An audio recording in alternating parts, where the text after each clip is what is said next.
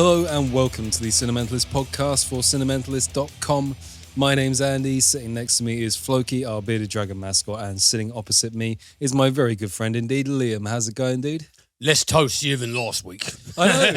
It's actually kind of a nice temperature in here, isn't it? Yeah. So it's manageable. It's not too bad. I've got some time off work coming up promptly. So I'm flowing pretty nicely actually. How about you? Yeah, pretty good, man. I mean, that's a bit of a double-edged sword, though, isn't it? Because you're going to be enjoying your time off, sitting in the back garden, drink in hand.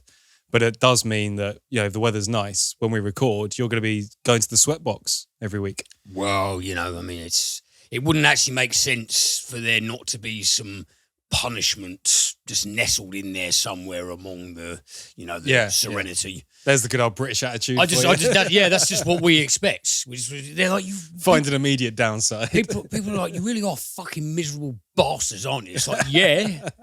It's like, we don't see it as a pathology. It's just, Hard to impress, but when we are impressed, boy, are we impressed. Absolutely right. And yeah, by the looks of things, we've actually got a very positive podcast this week, so that's good. And we're not dying of heat stroke, so that's kind of awesome. Good news all round. Did you listen to our outro from last week, by the way? I think I did, but I can't. We were practically delirious at that point. I was listening to it back doing the edit going, I don't remember us saying all of this shit. Why are we on a traffic island? Yeah. Where are my trousers? Yeah. But yes, positive vibes, ahoy. Let's kick things off with a bit of film news then. A few articles this week. First one, this is from ScreenRant.com. Netflix is trying to woo Christopher Nolan and get the director to release his next movie on the streaming platform. Nolan has long been seen as one of the only directors able to release massive blockbusters with original stories to box office success. Films like Tenet, Inception, Interstellar, and Dunkirk are all films that managed to break it big at the box office without any previous IP associated with them. Nolan's Tenet was one of the most anticipated blockbusters of 2020, but due to the pandemic, its summer release was delayed. Eventually, it seems as if the industry hung all their hopes of saving the box office on the film, prompting disappointing reactions when the film failed to make a splash in September 2020. Now, one studio has made it clear they want the director's next film. Netflix's film chief, Scott Stuber, told Variety that the streamer's deal with Steven Spielberg's production company, Amblin, gives him hope that he could bring Nolan over to the platform. Stuber doesn't know anything about Nolan's new movie, but he praised the director and said he would do anything he can to bring the movie to Netflix. Oh, okay. I don't think Chris Nolan's going to go for it. Yeah, there is that. It's quite a strong hunch, that one. Yeah, Nolan is like a cinema nerd in the best possible way. I've seen him speak for hours on aspect ratios and different types of film stock and different size screens, and he is very, very big into the... I think his cinephilia approaches like some level of paraphilia, to be honest. It's like... he really is in love with the art form of not just making films, but showing them in cinemas and what that means. Very much in like he's often compared to sort of like the modern day Kubrick. Yeah. And I think his problem with streaming was that it wasn't the cinema experience because you're taking that level of control away from the director. You don't know if they're going to be watching it on their phone or on a laptop or on a 4K TV or have they got motion smoothing on. And I think he's got that kind of, that obsession with it, that kind of drives him nuts. But, ultimately, I think that would be a mistake. I appreciate protecting the cinema experience, but at the same time, the streaming market is going to be where the action is. And to cut yourself off from that and to sort of denigrate it a little bit, I don't think media consumers in this day and age respond particularly well to that. What are your thoughts on this? Well, yeah, I do think that it's a little bit... It's just not au fait, really, to completely reject it outright, but I can definitely empathise with why there would be no dice, because people who are so insanely enraptured with the old school methodology of film and film distribution, if you like, I can completely understand their side of the coin as well. So, yeah, absolutely. From a sort of, it's because it's not all just about the fucking money, but from a business model advantageous point of view, I totally get why not throwing your lot in is dumb. But I also think it's weird to not have very strong sympathy for someone. We've had this conversation in various forms. We have, yeah. Being resistant to the tide is something that I don't have any trouble whatsoever completely empathising with that person and completely understanding why they want to dig their heels in. It'd be a shame to see. I think we're still in the era where you can do both, We're still on the switch over. We are for the time being. As you said, we've had this discussion before as well, is that, obviously we're a film podcast, obviously cinema massively comes into that, but ultimately overall we're an entertainment podcast, we're a media podcast. It just happens to be visual media, so I do the TV, you do the film. Cinema experience is a big part of film, but at the same time it is something that can be not necessarily recreated at home, but the home experience is still, I would say, 90% of the thing. We've always had slightly split opinions on this, is that you prefer going to the cinema. I prefer sitting on my sofa in my pants, but ultimately it's two sides of the same coin. Well, the older I get, I'll probably opt even more for sitting on the sofa in my pants. And you're even more antisocial than me. So the fact that you go out to the cinema is something incredible as far as I'm concerned. But I think you can have both. And I think sort of, it kind of feels a little bit like, I was sort of preempting Chris Nolan on this, because I've seen other articles where he's just denigrated streaming services and the way entertainment's moving. To reject that would be sort of like cutting off your nose to spite your face. Surely getting your film in front of as many eyes as possible is one of the goals. Or perhaps, it's not like he's hurting for any money or anything. Perhaps he is going to be one of those purists. But I'd love to be in those meetings. Well, if he is going to be one of those purists, I completely...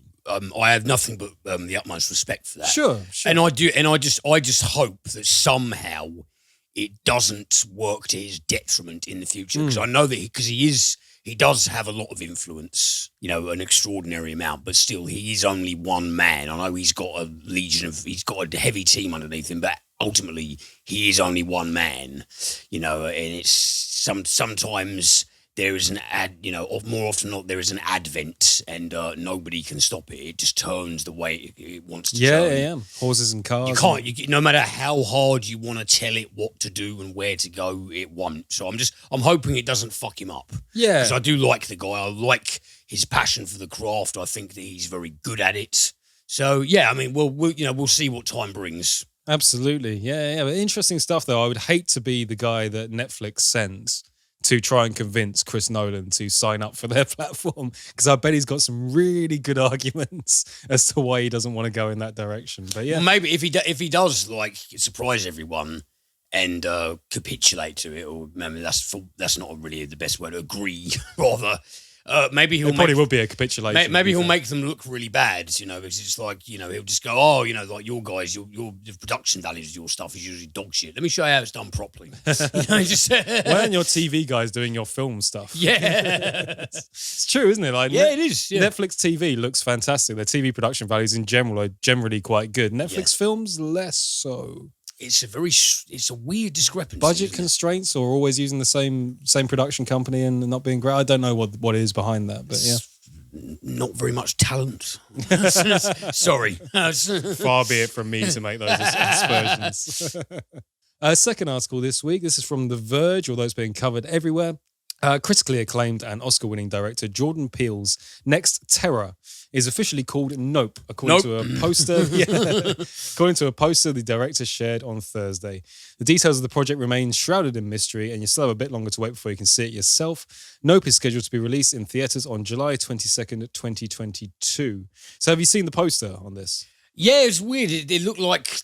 I had a glance at the poster. It looked like some sort of weird hot air balloon from memory. Yeah, it's like a flying saucer-shaped cloud, I think it's supposed to be. Oh, okay, yeah. Over the top of a city nestled in amongst some mountains, with a trail coming off it, like the trail you get off a kite with all the flags on it. So yeah, no one has any clue about the plot. Still like not even the slightest synopsis crumbs. No, we've got some people associated with Stephen Yeun and Daniel Kaluuya were rumoured to be in talks to join the film in April 2021, but their names are on the poster, so presumably they have been confirmed.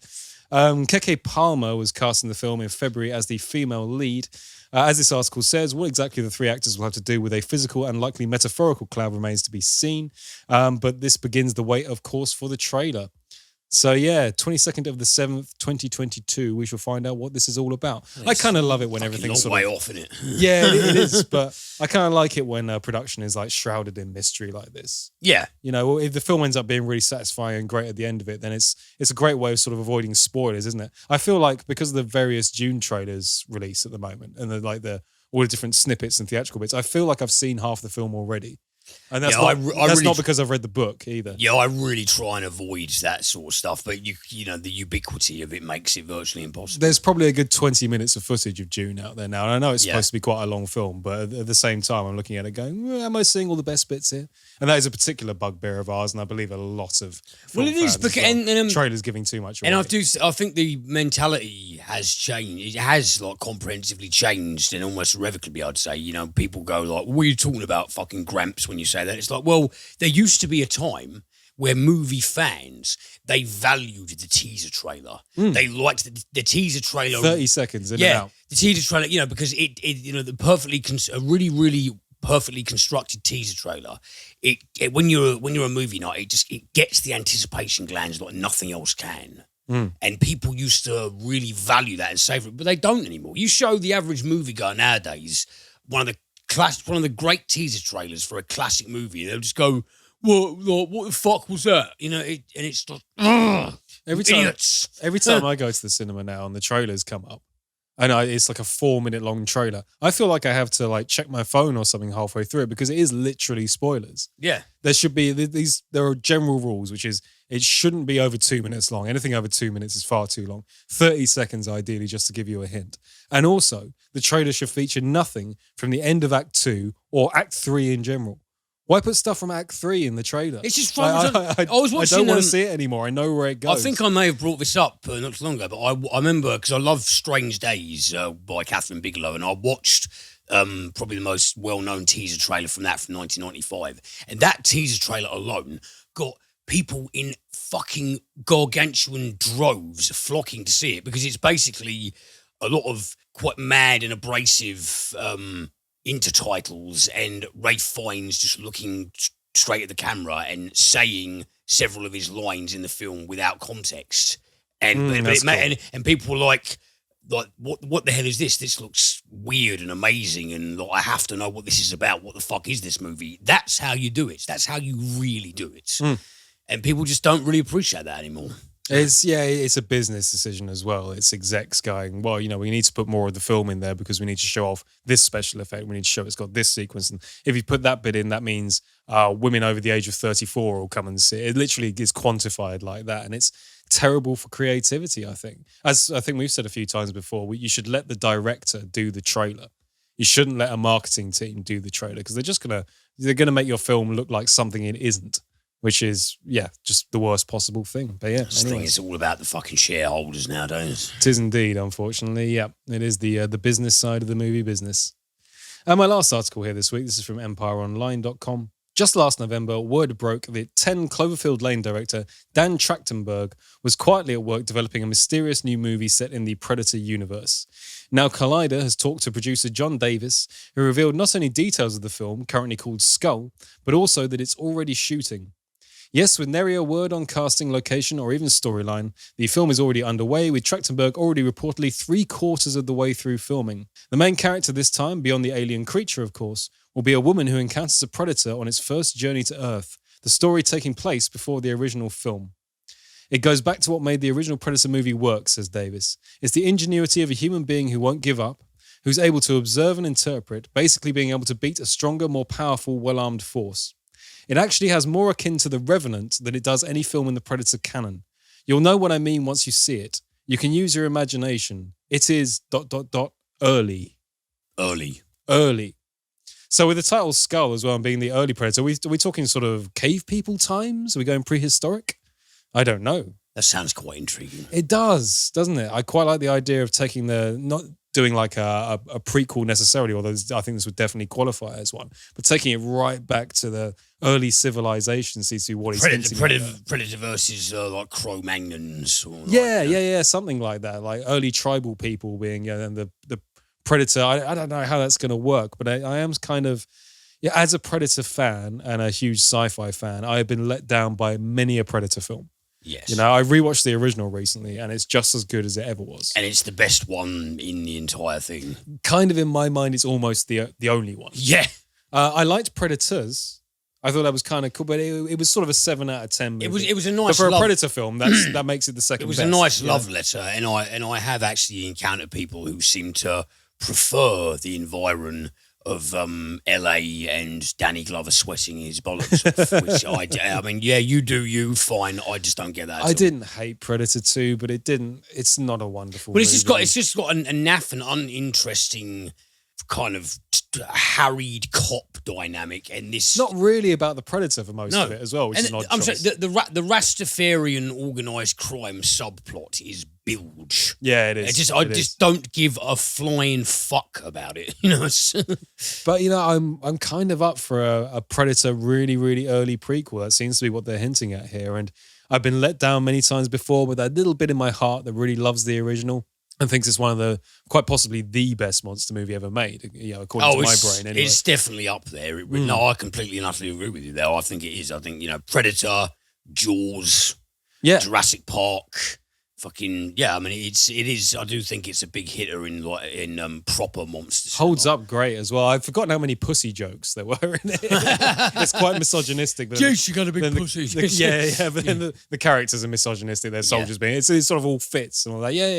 It still works as beautifully as it ever does. But I'll be keeping track of this one as I do with every Predator film. Absolutely. Hopefully this time round I won't have my heart broken. Fingers crossed, mate. We shall see. Never pleasant when that happens. Anyway, that's the end of the news segment this week. Liam has a couple of film reviews for us. What are we going for this week? I certainly do, yeah. Well, we both looked at the trailer for this one not so long ago. In fact, it was you who introduced the trailer to me, the wonderful trailer. I settled down and I watched Pig. Yes. Because I had just been heavily anticipating this ever since I learned of its existence. And I thought, I have to get my hands on this film. Where can I watch it? Well, yes, I was able to track it down and feast my eyes upon it. So, this is the directorial debut of writer-director Michael Sarnowski. This is his first feature-length thing. He's never done anything before. And as we gleaned from the trailer, Nic Cage. It is Nic Cage tracking down a lost pig. But the thing with this film is that even now, people are saying, like, oh, have you seen the trailer for the new Nic Cage film? It's like John Wick with a pig or something, all these reductive things. It's like this with that. And ever since seeing the film and thinking about the film more and more, those comparisons irritate me even more by the day, and I'll explain why. So, intriguing. So Nicolas Cage, he stars as Robin Feld. Now, Rob lives in the forests of Oregon, completely by himself in a little sort of encampment, save for the company of his most beloved companion, which is a female truffle pig who is at his side pretty much at all times. They go out in the forest foraging together. She's always standing next to him when he's doing bits and pieces. He's got like a little sort of mattress in his little hut place, and she's got a little sort of blanket with her own thing right next to him. He is basically his pet and his best friend. Does she have a name? No. Okay, just Pig. No. Just Pig. Yeah. Okay.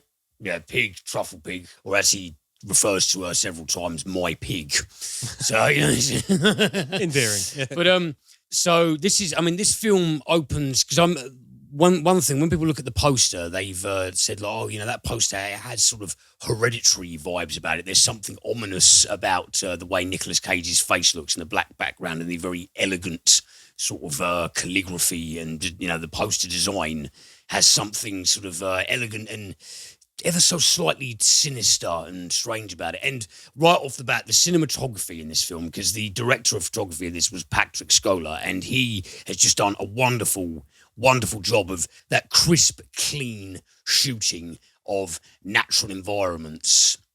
And as the film progresses, inner city, the back streets and back corners and back houses and back, etc., of inner cities that the average layperson may not lay their eyes on. He shoots it with this, it's like a toasty immersiveness and with polish that is really, really fantastic. But anyway, I digress. Back to the actual narrative thread. We first see Robin when him and the pig are foraging for truffles, and he goes back to he goes back to his little place and he's making a rustic mushroom tart, because the film comes up with there's three chapter titles, and it's part one rustic mushroom tart. Okay. So and it cuts, so it's Robin gathering like truffles, but also sort of kneading dough and just assembling this tart at his food station with the pig by his side, and it's right off the bat it's very sweet and endearing in a way that it just feels completely bereft of hokum. It really does. And it just shows their typical day together. And Robin is bedding down one night and he wakes up to find the pig. She's by the door and she's scurrying about and she seems concerned. And he's just like, what are you doing? And he gets up and he tries to comfort her and he tells her to just like go to sleep. And then suddenly, bang, the door opens. He's knocked out and the pig is kidnapped. So Robin wakes up with a very sore head and rather nasty injuries that he actually doesn't really give a shit about getting tended to in the duration. And he gets into his car and he starts heading for Portland. And the first person he makes contact with, Amir, played by Alex Wolff, who, mentioning Hereditary earlier, is actually one of the focal players in Hereditary. Alex Wolff, a young man named Amir, who he is a Portland contact who comes to Robin to buy truffles from him. The truffles that the pig locates, this guy comes along and he collects the truffles, gives Robin some money for them and distributes them to the culinary world of Portland. Well, he contacts him and says, I want you to help me find my pig. I want you to take me around some places, take me around like truffle farms, take me around some local eateries, and take me into the city of Portland because I want to know where she is. I need to find her. Right, because this is like a high value animal, isn't it? Like truffle pigs are rare. And yes, and obviously, I watched a documentary on truffle farms. Yeah, and because Amir is a young entrepreneur and he actually makes quite a lot of money from his relationship with Robin. When Robin tells him that the pig has gone missing, has been abducted, Amir is also, he is quite concerned, but for far more selfish reasons than Robin is. Like, Amir is very, very money concerned. He's worried about how it will affect the business. But from the outset, you get the very unmistakable inclination that it's about so much more than that for Robin. And as he goes around the city of Portland, we discover that Rob is actually Robin Feld. He was the Gordon Ramsay and Marco Pierre White rolled into one of the city of Portland. Everyone who has anything to do with the restaurant business in any way, shape or form in that city knows who he is. He was the chef of chefs. He was the celebrity chef. But because of reasons that I won't spoil too much about, he retreated from society into wilderness with his beloved pig. And so it's Robin reconnecting with his past in the search for this animal as we get more of an insight into his character. What kind of man is he? What kind of philosophy he has about life? Why exactly he is trying to locate this animal, and the effect that he has on people around him, people he both knew before and people he just meets for the first time. This film is completely and utterly sublime.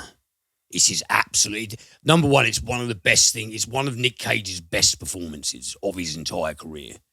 Without equivocation, it's one of his best performances, and it is.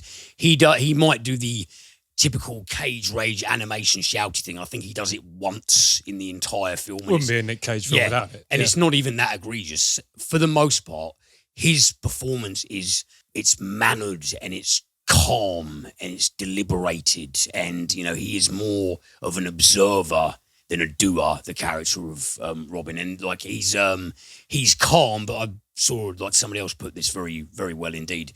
He has a calm exterior, but it's not serene. Like right from the outset, this is a troubled man, and his retreatment into the Oregon wilderness is born more of avoidance and pain than it is some sort of stoic wish to just be at one with nature, away from the hustle and bustle. It's a lot more dysfunctional and unhappy for him. But yeah, this is resolute. This is not John Wick with a pig whatsoever. It is nothing like that at all. This is actually a film about coping with grief and, the things in our lives that we consider to be the defining aspects, what the things that make life worth living. why do we have them? Why do they mean what they do to us? And it's the importance of, when it just looks at Robin's reasons for leaving his very comfortable and very well-respected position in Portland's restaurant world. He shares his views with people on the importance of both artistic integrity and personal integrity. We get to learn his views on critics and investors and la-di-da, and how they actually have something of a toxic effect on the soul of people whose passion in life happens to be food. But you could really apply it to most kinds of art, really. You could easily extrapolate it to all kinds of passion projects and, passion careers. It's just in this one, it's very specifically centralized on the world of cooking, the world of chefing, if you like. I was about to say chefistry, but that's not actually a word, is it? I thought you were going to go chefery. Yeah, cheferizing. Let's just make it up. But there is humor in it. There is most definitely humor in it. There are things in this film that will make you laugh, but it's completely predicated on that satirical jab at the fact that the world that Robin has left, this world that where he is held in such esteem, where have you been for 15 years? It's mostly dominated by shallow, opportunistic people who 9 out of 10 of them, they're presenting everyone around them with a veneer, not their authentic selves.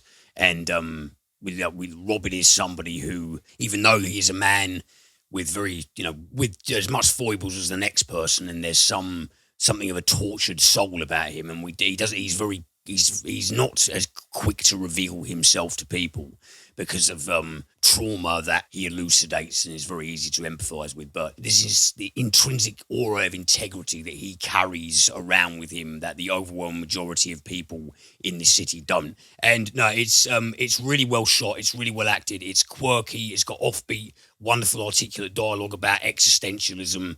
And it's just, honestly, I was crying at the end of this film. I'd said to people, there's a film about Nic Cage looking for a stolen pig, and by the end of it, I was bawling like a baby, and people go, what the fuck are you talking about? Honestly, it's beautiful. Everything about it, the music composition, the cinematography, all of the performances, the script, the themes, the originality, the uniqueness of it. Pig is my favourite film of the year so far. It's fucking excellent. I'm so glad to see Nic Cage doing this because he's the perfect choice for it.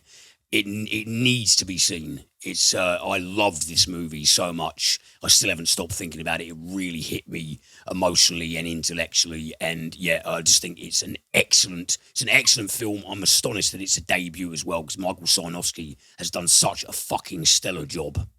So yeah. Wow, superb. Yeah, I was really, really hoping that was going to pay off ever since we saw the trailer. Oh, it does. I thought, oh man, that looks like it's got something. Is it really unusual? Is it a very weird film? Yes, but in every single way in which it's weird in nothing but overwhelmingly positive connotations. It's hard. You really need to see it, but I can promise you it's worth your time. It's a thing of beauty. Fantastic. It really is. Yeah, I'll be straight on that one, mate. And, next up, I came across this film because this was released a little while ago, actually. This was actually released late last year. But being a really big Mads Mikkelsen fan and remembering some hype about it at the time, I came across this when I was doing some rounds on IMDb and stuff the other day. And I just thought, I never caught that one. Like, I should have fucking done that one. And this is Riders of Justice. It's by Anders Thomas Jensen, who is a Danish director that Mads has collaborated with several times in the past. This movie introduces us to Marcus, played by Mads Mikkelsen. Now, Marcus is a commander in the Danish military, and he's currently situated in Afghanistan. And he's supposed to be going home for some downtime, but his superiors has told him they actually want him to remain there for a further 3 months, which he's understandably very fucked off about. This is news that greatly upsets his wife and his teenage daughter, Matilda, played by Andrea Height Gardenberg, because Matilda's about sort of 16, 17 years old, and she misses her dad.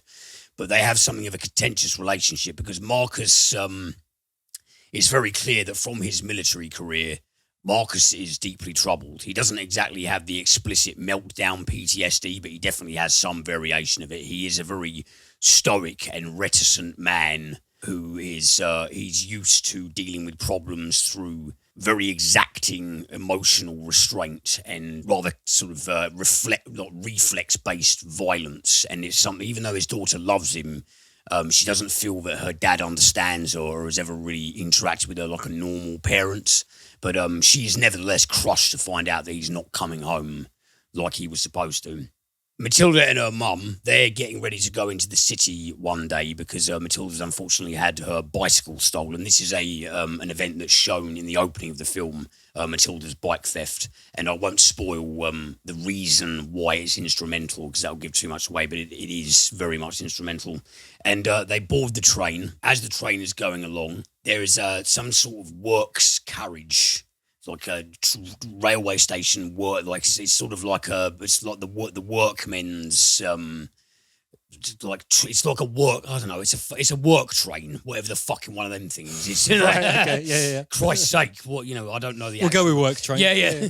And that just all of a sudden hurtles along at an excruciatingly high speed, and it smashes into the passenger train that Matilda and her mum are on, and the side of the train that Matilda's mum is sat on, all the glass goes through and it explodes and it blacks out, and Matilda's mum very sadly has been killed along with a whole host of other people. But there are a few survivors from this accident, or what we know up to this point is an accident, and so Matilda has survived and is obviously extremely traumatized.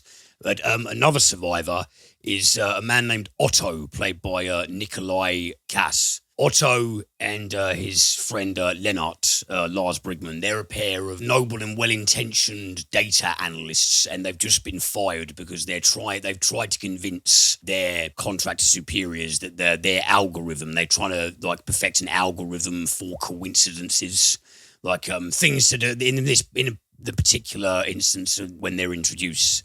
They're talking about how to predict factors that might lead to automobile accidents and also what crime in a bit of a wider context, and trying to catch things before they take root. Sure. Okay. But the people are not impressed, and Otto gets fired, so he takes the train, and he is also another miraculous survivor of this terrible tragedy on the train. He goes home after getting patched up at the hospital. He sees Matilda at the hospital, and he goes home and he turns on television and he finds out that on this train, one of the passengers on there was a man who was a member of a biker gang, a very violent criminal biker gang known as the Riders of Justice. And him and his attorney were on the train, and he was about to give evidence at a trial against the president of the Riders of Justice for some very nasty crimes indeed. So Otto thinks to himself, that's a little bit strange. So him and his colleague Lennart, they go and track down Marcus, who has been brought home now from the army due to this family tragedy, to take care of his daughter and bury his wife. Otto and Lennart, they turn up to Marcus's house and say, Otto says, I was on the same train as your wife and daughter. I have very good reason to believe that this is not an accident. And Marcus is initially skeptical, but they show him some very, very compelling series of coincidences that really do lend a lot of credence to the suggestion that this was actually an orchestrated assassination to take care of this ex-biker gang member so he didn't inform on his cronies. And so Marcus and this team, you have Otto and Lennart and their other friend Emmentaler, like the cheese. Okay. They're a trio of very eccentric and dysfunctional nerds. They're uber nerds, but they mean very well. It's the three of them teaming up with this stoic, incredibly badass and dangerous army commander to avenge the death of his wife. All the while, Marcus is trying to keep things under wraps and reconnect with his daughter and have a good relationship with her again.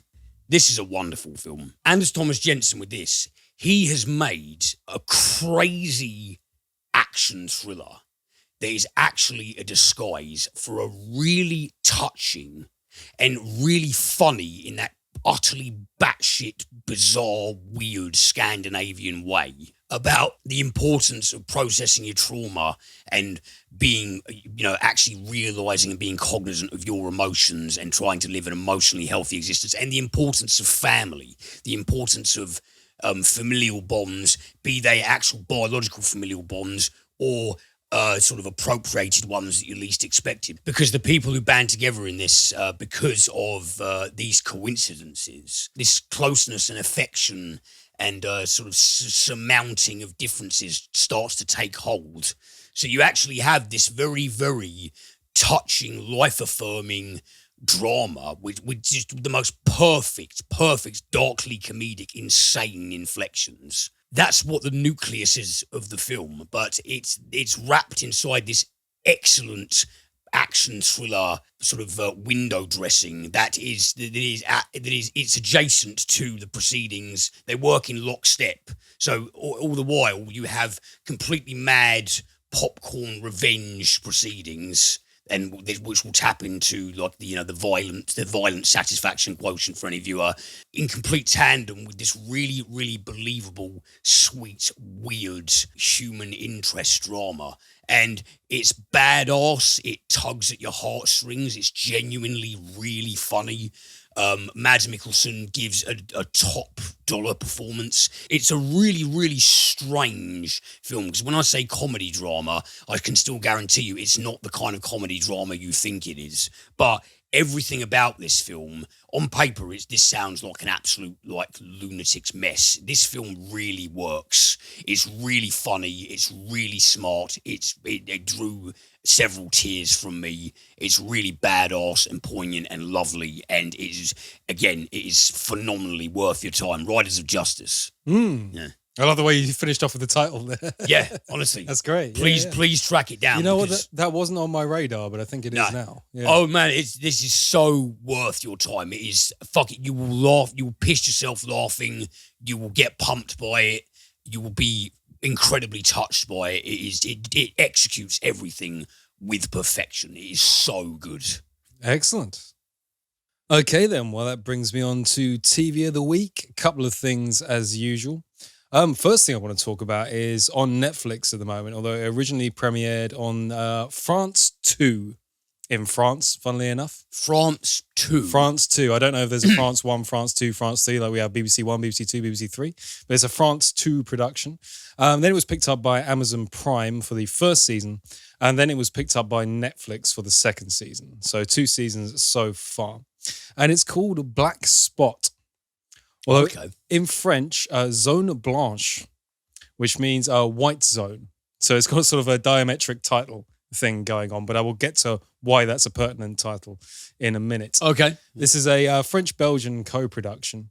And let's get into the plot setup on this one. This is one of those ones where the plot setup for episode 1 is not going to do it justice at all. I'm going to explain to you half of the events that happen in episode 1, and then I'm going to go wider with it and tell you what the show's actually about. Okay? Okay, yeah. Because there's sort of big spoilers to avoid here. But let's start off with this anyway.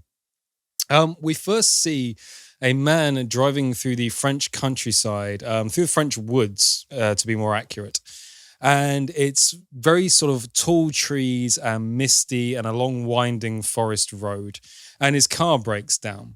And he pulls over and he goes to use an emergency phone by the side of the road to call in because his mobile phone isn't working properly. And he gets immediately stung by a bee and goes into quite a horrendous anaphylactic shock. Oh dear. Where his limbs go all wobbly, he can't walk properly. He gradually crawls back to his car and hits himself with what we would call an EpiPen in the UK. I think it's got different names around the world. But an anti-allergen for people that are very, very allergic to bees, wasps, and that sort of thing. We then cut to Lauren Wise, played by Suliam Brahim, and she is leading her team of gendarmes, her team of detectives, into the forest of this small town called Villefranche, which is also based in these woods. And she's investigating quite a grisly event indeed. There is a young girl hung dead from a tree.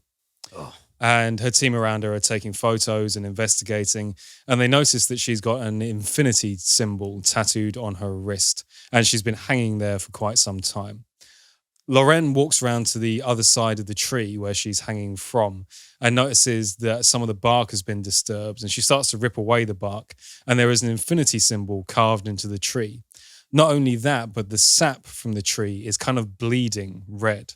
And one of her investigators says, I've seen this before, certain times a year, the sap around here in the trees, it bleeds red. It looks kind of grisly.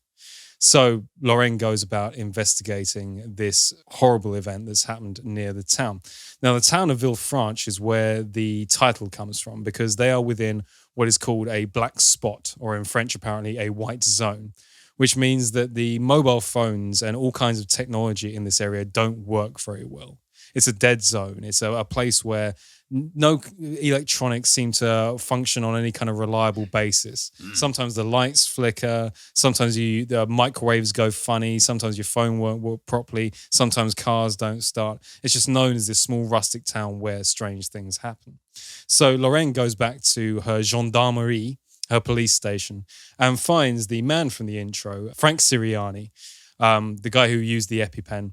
He's passed out on her sofa in her office. Turns out, once she's able to wake him up, that he is the local district attorney. And the reason that he's come all this way into the woods to see Villefranche is that he's noticed that the area has 6 times the murder rate of any other town in France. Wow. And and he's been told that it's this strange place where the locals are a bit funny and your phone won't work properly. And he thought, well, I had to see this for myself. I'll come down. Yeah, so he decides that he's going to hang around and see what they do down there and try and figure out why this town has more murders than anywhere else and why such strange goings on happen. So Lorraine and her team, including Marshal Ferrandis, played by Hubert Delattre, his nickname's Nunes, which apparently is French for teddy bear. He's a big burly guy with a beard. He's Lorraine's number 2. We've got Louis Hermann, played by Renard Rutten. He's more of a hunting, fishing, gaming kind of guy. There's only about 4 of them working in this office because it's such a small town. But they go about trying to uncover what happened to this girl, why she was hung, did she commit suicide, etc.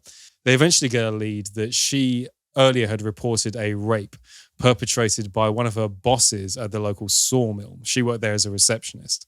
So they go and try and track down this boss, only to find that he is living with his parents.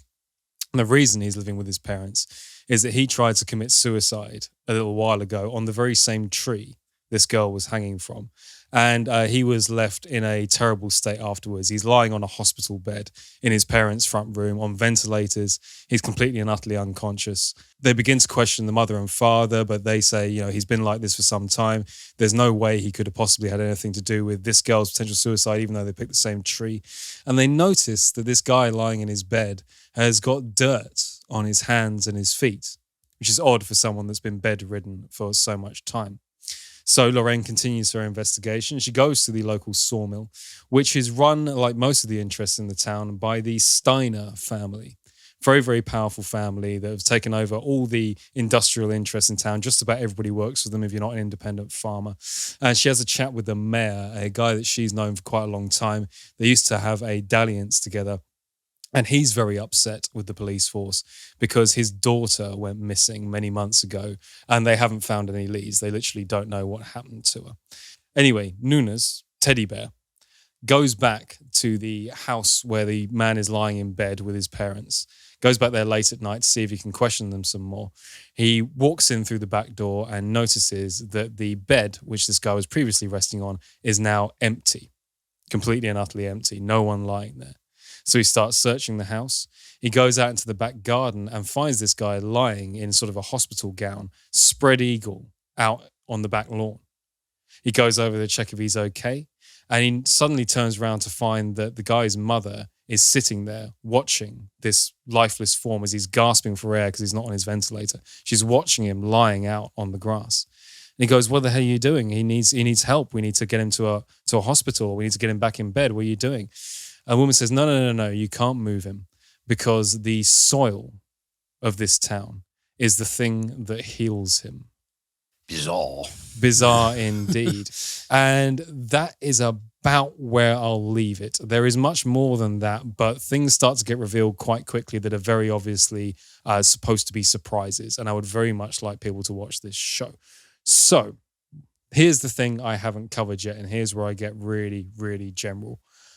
This is a hybrid, and it's a hybrid between a French police procedural and a supernatural horror thriller. And all I will say in regards to the supernatural sense is keep watching the trees. Oh, okay. This has been compared to, well, it's been called, in fact, quite a few times, the French Twin Peaks. Okay. Yeah, I thought that would get your interest up because you're a big Twin Peaks fan. And I would say that's fairly apt. But the supernatural element is, there's a phrase you often use on the podcast, the giving you the willies kind of thing. Again, very, very general here. There is a presence in the forest. And while the police procedural is happening with the rest of the plot, this presence makes itself more and more known. And boy, did it give me the willies, as we like to say, at quite a few points. Holy hell, I'll go full on for it. It creeped me the fuck out, this show. Well, you get a police procedural 1 minute where you're trying to track down. So the first few episodes in particular are different events happening in town, different crimes that these detectives have to investigate. But the supernatural presence becomes more and more felt, and it sort of pulls its way into the plot, reaches a fever pitch where you're like, what the fuck is going on here? What am I watching? And then it pulls back out and the show goes back to its level of being a nicely acted, nicely written, character-based drama police procedural, which is just so fucking clever. I mean, the atmosphere is wonderful.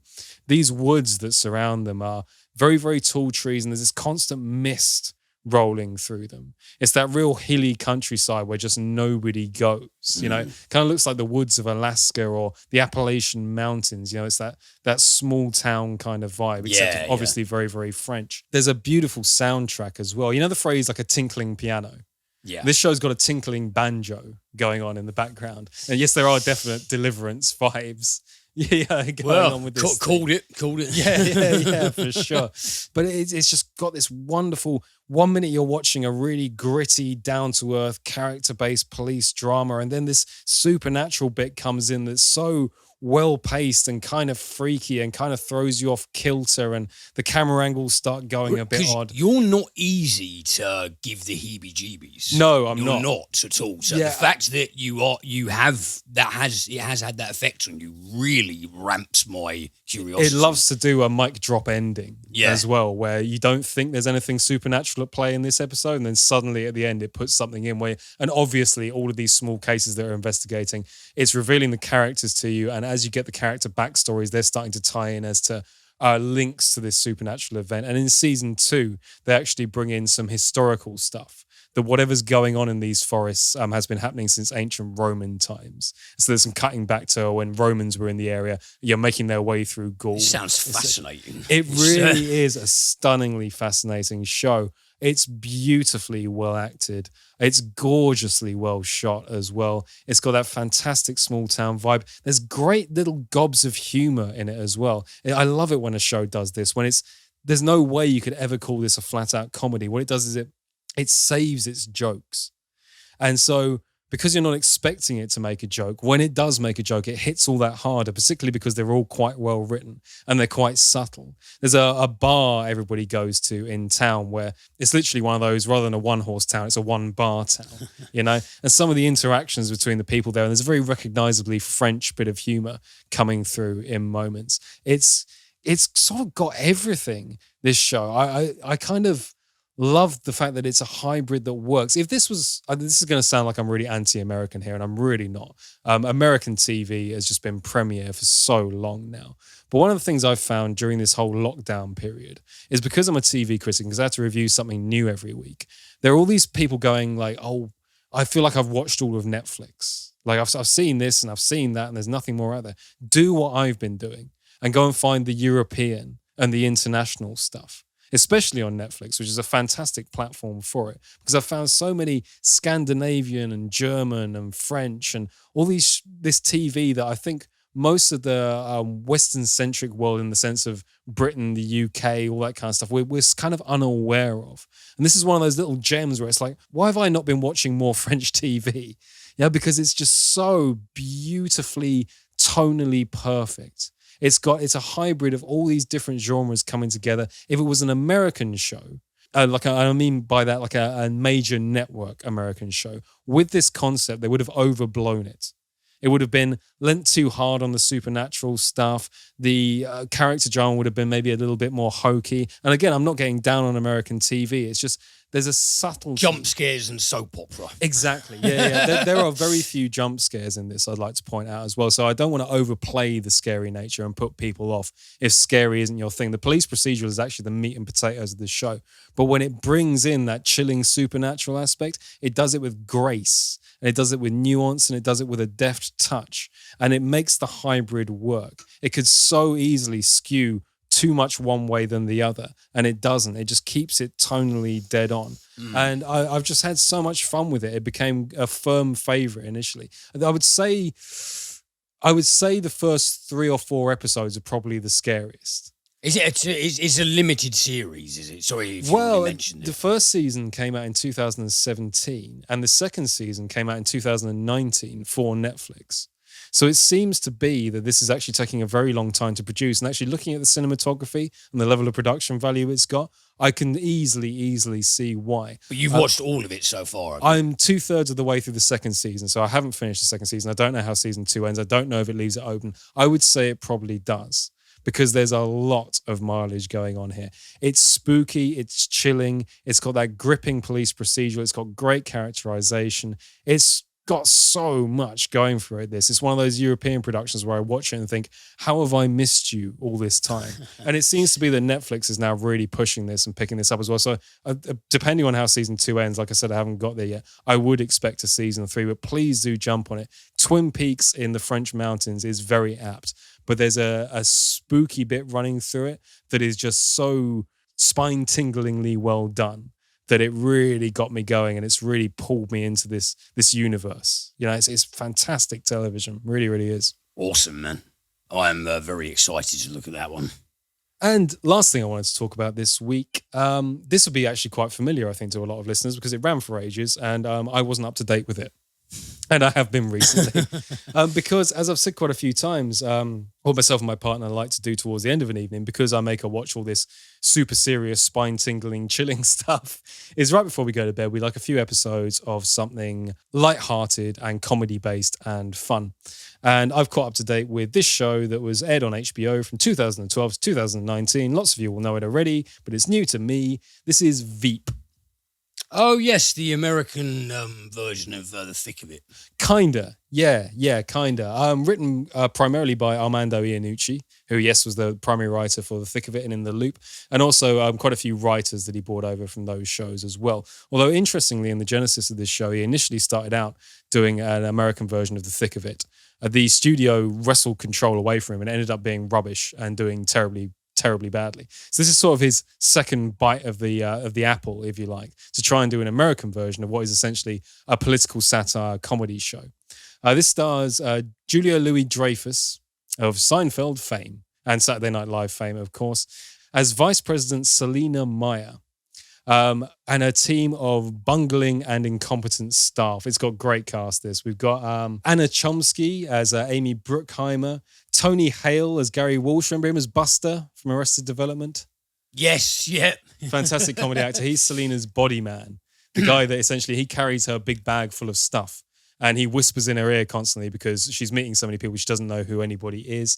You got Reed Scott as Dan Egan, PR guy, super sleazy that's hired on to help her vice presidential efforts and eventually her presidential campaign as well. Is there an analogue to Malcolm Tucker? Well, I'm going to get on to that, okay, actually. sorry. I just wanted to make a couple more mentions. Being too impatient. I just wanted to mention a couple more mentions for the cast. Timothy Simons as Jonah Ryan, who they all call Jonad. He's the liaison for the White House to the vice president's office, and everybody hates him universally. Matt Walsh as Mike McClintock, who is her director of communications and absolutely useless at the job, and many, many more as well. This is, I think, Armando Iannucci's best work. I really, really do think that. Really? What you wanted to know, like most people want to know, I mean, the whole thing with The Thick of It was Malcolm Tucker and that great Peter Capaldi performance. Actually, his machine gun wit, his absolute savage way that he can cut someone down. He got all the best lines in the thick of it. That way of just tearing somebody down, the most beautiful, almost Shakespearean prose, the way he was actually able to savage someone with all this sexual humor. Oh, just the utmost creative profanity that there has ever been. Yeah, or one of the nice things about Veep is that character facet is actually spread out amongst all the characters. Everybody's got Malcolm Tucker lines. Everybody in this show is an absolute bastard, essentially. Not least of all Selena Meyer herself, which is an interesting thing to do with the lead of a comedy show. She's actually really hateable. She hates her position as a vice president. She's got no real power. She's constantly being asked to, go and do what she considers to be meaningless events, children's cancer charities, and all this kind of stuff. And she completely looks down at everybody around her. She is ruthlessly ambitious, puts a brave face on everything, and is absolutely prepared to, the second the door closes, she's cutting everybody down and making some of the worst jokes of all. I mean, if you like the thick of it for scathing lines, watch Veep, because every episode's got about 30 of them. And it's just this rat-a-tat-tat. So it doesn't skimp on the brutality at all. I've never seen an American TV show go this far with dark humor. It's really scathing. This sounds lovely. Yeah. And it's quite good-natured in the sense that all the characters are hateable, which kind of makes you love them. Yeah. And you are rooting for everybody. It does that great thing of taking hateful characters and making them really rootable. You would never in the real world want Selena Meyer to be vice president or to begin to campaign to become president, because she's just this ruthless egotist, this narcissist that bullies everyone around her. But then everybody around her is bullying somebody else further down the chain as well. It's one of those worlds where everybody's as bad as everybody else. And the amount of humor that you can get out of that is wonderful. It's beautifully, tightly scripted. Great physical comedy performances as well. Great banter and back and forth. And you can just feel that chemistry coming off the cast. I was reading earlier, actually, one of the nice things is they spent 6 months rehearsing it before they even started shooting season 1. Because they wanted these characters to feel like they knew each other, that they've been bantering like this for a long time. They wanted to get the push and pull of these actors reflecting off of each other. You can absolutely feel that. It's amazingly consistent as well. Armando Iannucci actually left the show at the start of season 4, and there are 7 seasons of this. What's amazing is I didn't know that until I read it today, funnily enough, when I was doing my research to make sure I get everything right with it. And I couldn't tell. He sort of handed it off to a team of, at that point, more American writers. And they actually kept the themes and the banter and the dialogue of the show going to a point where it's pretty much Armando Iannucci's ethos and his writing and his wittiness and his scathing cynicism just pouring out of the screen through different voices almost. But it keeps its tone up. Season 1 is actually probably the worst season of the 7, although saying worst is only relatively speaking. It's quite good at that point. I sniffed a few times. I thought, that's a good line. That's a good line. And then right around season 2, it just picks up and it never loses that level.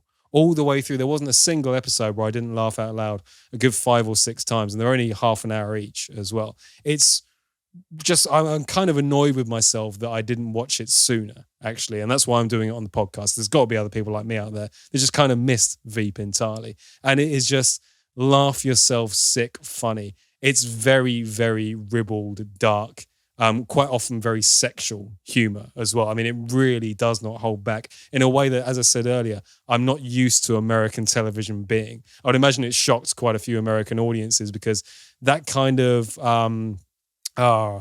almost sadistic kind of humor, that kind of twisting the knife and making cum gags about someone's mother, all that kind of stuff is not often seen in American comedy. It's normally played a little bit up, with some notable exceptions, Always Sunny in Philadelphia being one. But in general, they tend to go for a more lighthearted tone. This is lighthearted and really dark and dirty at the same time. It's a really, really fun ride.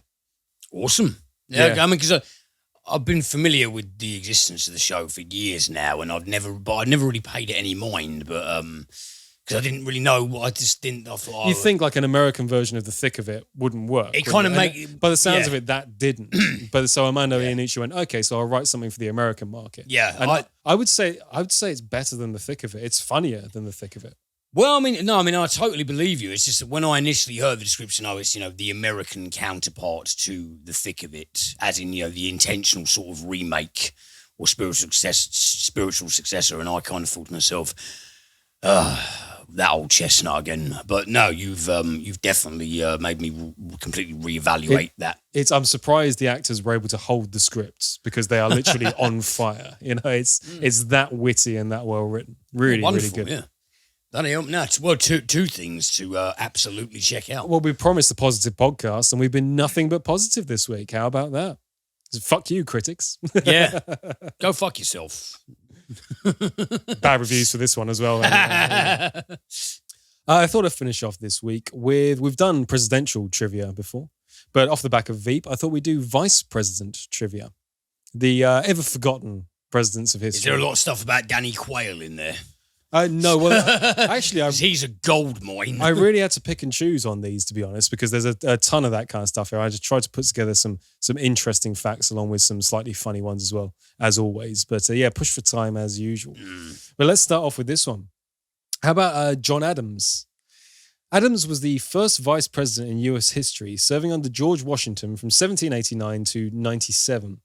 He was president for one full term. Confusingly, at this time, the runner-up of the presidential election became the new VP, meaning that Adams became VP because he was the second most popular candidate after Washington. This also meant that when Adams finally became president, his toughest opponent, Thomas Jefferson, served as his VP. If this rule was still in effect today, it would mean that Donald Trump's VP would be Hillary Clinton. Jesus. And what a strange, strange world that would be. Can you imagine? I kind of want to see it. Because he wouldn't, you know, even if she was sort of, you know, being allegiant to his administration, you know, you wouldn't stop the Donny train. He'd still be like, wrong. You know. Vice presidents and their families now live in the Naval Observatory. Originally, the VP lived in his own private home, but in 1977, Vice President Walter Mondale became the first vice president to live in a government-supplied home when he and his family moved into the newly renovated observatory. Oh, well. I think that's a bit of a rip. Right up until the 70s, if you were vice president, you had to live in your own house. You didn't get nothing. Bullshit. No. Richard Nixon nearly lost his place on the Eisenhower ticket in 1952 amid concerns about a fund his backers had created to cover his political expenses. In a speech broadcast on still novel TV, then California Senator Nixon successfully defended himself. The address became known as the Checkers speech because Nixon assured listeners that he intended to keep one gift in question, a dog his children had named Checkers. What kind of dog was it? I have no idea. Oh, okay. Absolutely no idea. I do not have that information in front of me. But Nixon, corrupt from the beginning. I am not a crook. I have earned everything I've got. Yeah. You just maybe, you know, that bit in Point Break where they're robbing the bank. Yeah. It's just like, you know, how are we doing for time? And it's like, we're taking everything in stride, Mr. President.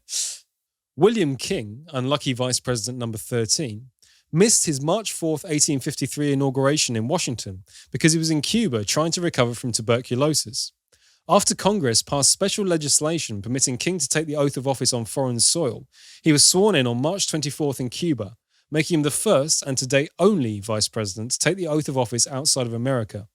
The next month, King left Cuba and sailed to the US, arriving at his plantation in Alabama on April 17th.